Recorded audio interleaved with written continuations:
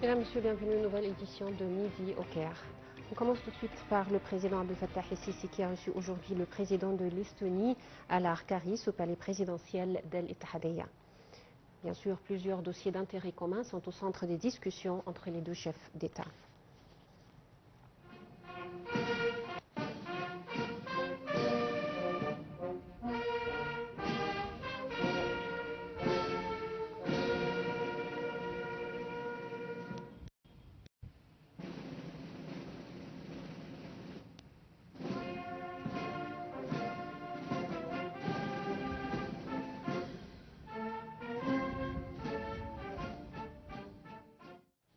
Le président Abdel Fattah el-Sisi a exprimé ce matin ses félicitations au président américain élu Donald Trump. Le président el-Sisi a dit sur X qu'il souhaite bonne chance et espère qu'il lui souhaite bonne chance et qu'il espère qu'il réussit à réaliser les aspirations du peuple américain. Le président el-Sisi a également dit qu'il aspire à ce que l'Égypte et les États-Unis travaillent ensemble pour restaurer la paix, préserver la sécurité, la stabilité régionale et renforcer le partenariat stratégique reliant les deux pays et les deux peuples. Le président a par ailleurs souligné que l'Égypte et les États-Unis ont présenté un exemplaire de la coopération et ont réussi ensemble à réaliser leurs intérêts communs. M. el-Sisi a ainsi aspiré à poursuivre ce trajet à un moment où le monde est perturbé par des circonstances cruciales.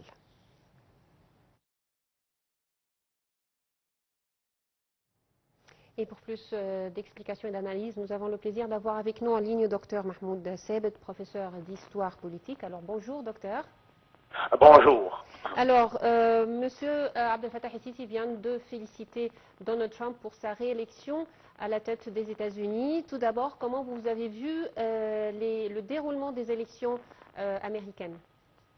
Je pense que absolument cette élection a été faite sur la question de l'économie américaine.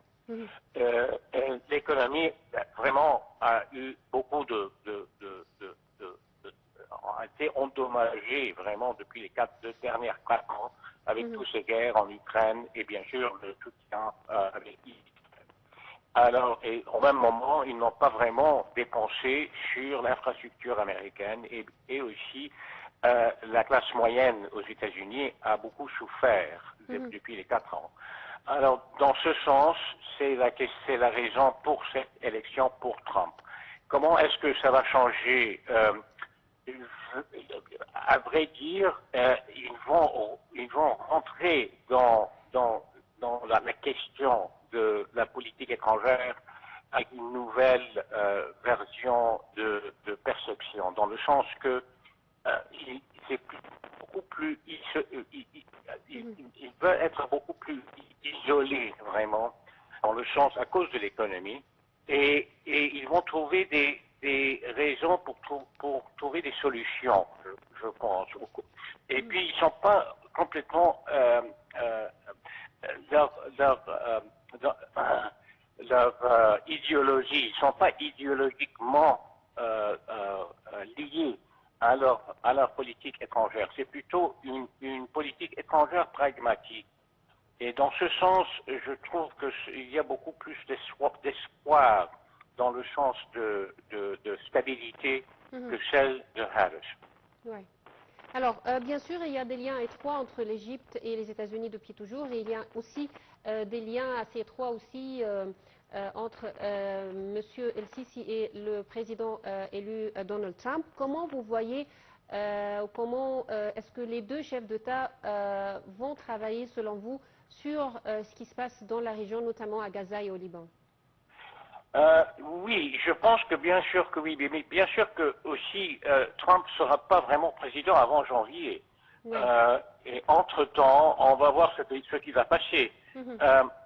Aussi, l'Égypte est dans une position très importante vis-à-vis de la nouvelle administration de Trump, parce que c'est une des États dans la région qui ont une longue relation avec les États-Unis. Alors je pense qu'ils vont plutôt rentrer sur des négociations beaucoup plus proches avec l'Égypte vis-à-vis de ce qui se passe dans le Moyen-Orient. Ouais. L'Égypte va prendre une position beaucoup plus importante qu'elle a pris avant. Ouais. Alors, sur le plan bilatéral, selon vous, quels sont les dossiers les plus importants qui seront menus ou qui seront abordés par la nouvelle direction américaine avec l'Égypte? Moi je pense plutôt que ce sera plus compréhensif, dans le sens que jusqu'à maintenant c'était une politique plutôt obsédée par Israël, on peut dire. Et cette fois-ci, ce ne sera pas la même chose. Et cette administration trouve des solutions, cherche des solutions pour la région. Parce que à la fin de la journée, s'il n'y a pas de solutions, ça devient ça devient très cher pour l'économie américaine et ils ont besoin de vraiment stabiliser la région. Et dans ce sens, l'Égypte va prendre une position très, très importante. Et alors, les relations bilatérales seront beaucoup plus élevées. On ne sait pas ce que ça veut dire dans le sens économique, mais je pense que les États-Unis vont faire beaucoup plus d'efforts pour rectifier les fautes de la politique de M. Biden depuis les dernières 2 ans dans le Moyen-Orient. Ouais.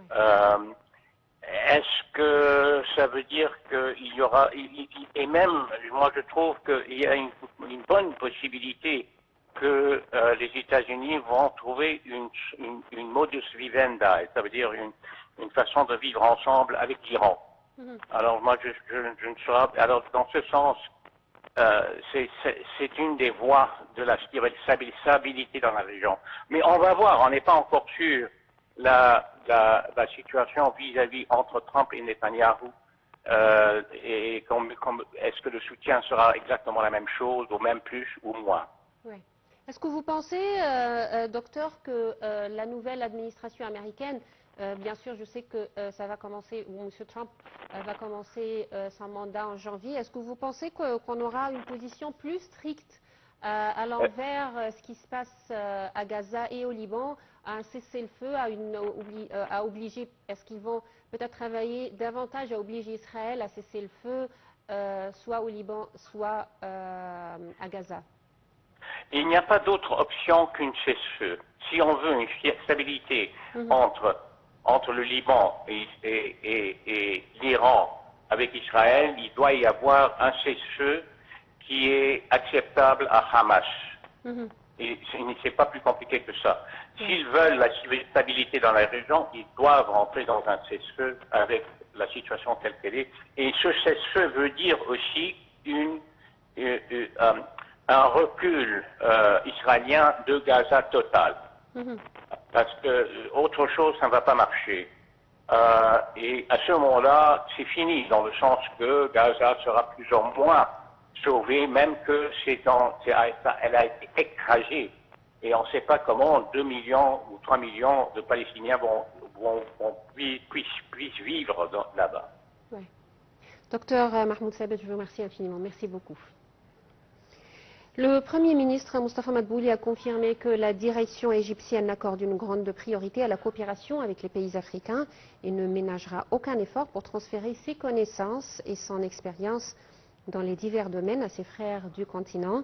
Dr Madbouli s'exprimait lors de son discours prononcé à l'inauguration de la table ronde des ministres africains de l'habitat en marge des activités de la 2e journée, d'où la 12e édition du Forum urbain mondial.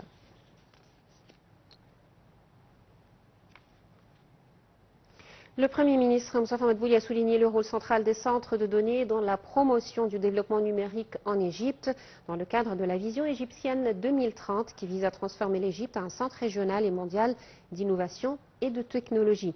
Madbouli a souligné que l'État, avec ses différentes agences concernées, cherche à offrir un environnement attractif aux investisseurs dans le domaine des centres de données, en facilitant les procédures et en fournissant les incitations nécessaires. Cela intervient après que le Premier ministre a assisté ce matin à la cérémonie de signature d'un contrat de foncier pour le groupe Intro Holding dans la zone industrielle intégrée d'El Sourna, affiliée à l'économie du canal de Suez, pour établir le centre de données Kemet qui vise à fournir des services aux solutions cloud, à l'Internet des objets, à la transformation numérique.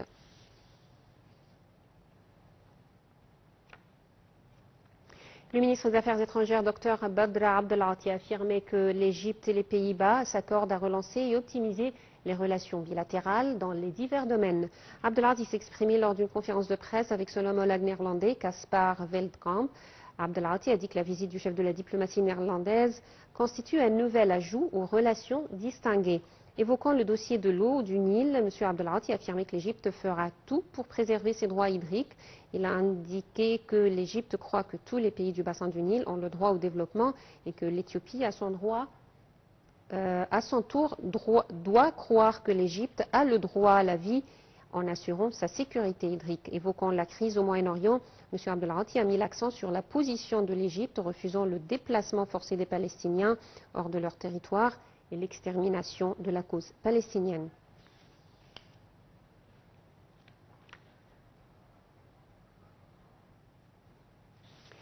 Dans le cadre des efforts que déploie l'Égypte pour mobiliser la communauté internationale afin de créer un État palestinien indépendant, le journal américain Washington Times a publié un éditorial du chef de la diplomatie Badr Abdelati sous le titre de la solution des deux États est possible entre Palestiniens et Israéliens.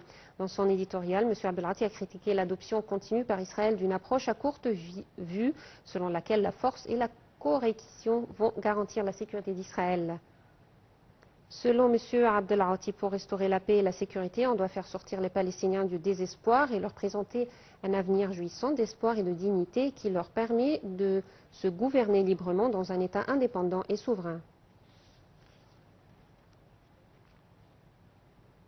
L'Égypte a joint les pays qui ont demandé au Conseil de sécurité et à l'Assemblée générale des Nations unies de prendre des mesures immédiates pour mettre fin à la vente et au transfert d'armes à Israël.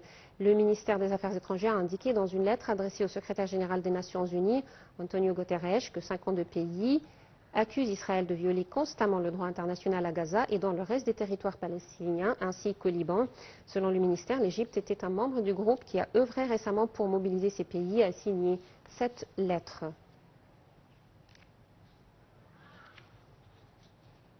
Les intervenants à la 12e édition du Forum urbain mondial, inauguré lundi par le président Abdel Fattah el-Sisi, ont afflué au centre des conférences internationales d'El Manara pour participer aux activités du 3e jour du Forum, organisé tous les 2 ans depuis 2002 par l'ONU Habitat. Le Forum urbain mondial se tient au Caire, en Égypte, du 4 au 8 novembre 2024. Il réunit 172 pays. Les détails avec Salah Maghreb.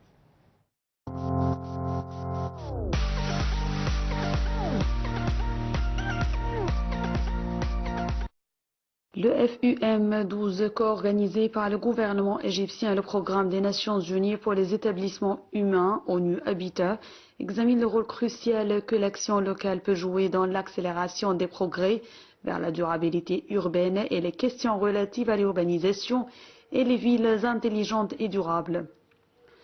Un large éventail de ministres de par le monde ainsi que des représentants des gouvernements nationaux, régionaux et locaux et des organisations internationales, des universitaires, des entrepreneurs et parlementaires participent au FUM. Le président palestinien Mahmoud Abbas, le président du Conseil de souveraineté du Soudan, le président du Conseil présidentiel de la République du Yémen ont assisté à l'inauguration du FUM12 ainsi que la secrétaire générale adjointe de l'ONU Habitat.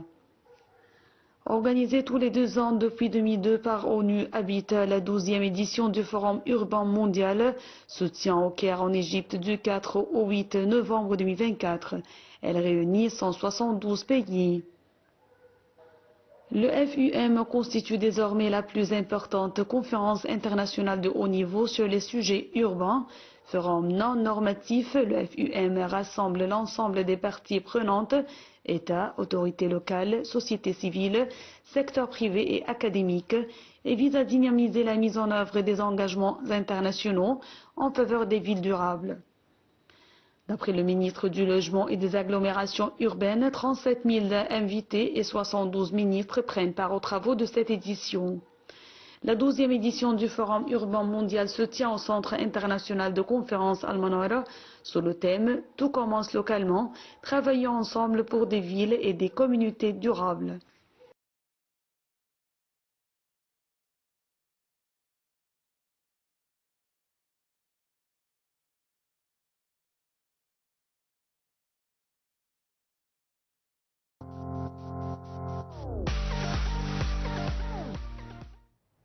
Avec cette nouvelle, mesdames, messieurs, nous parvenons au terme de cette édition de Midi au Caire. Merci pour votre attention. Bonne journée.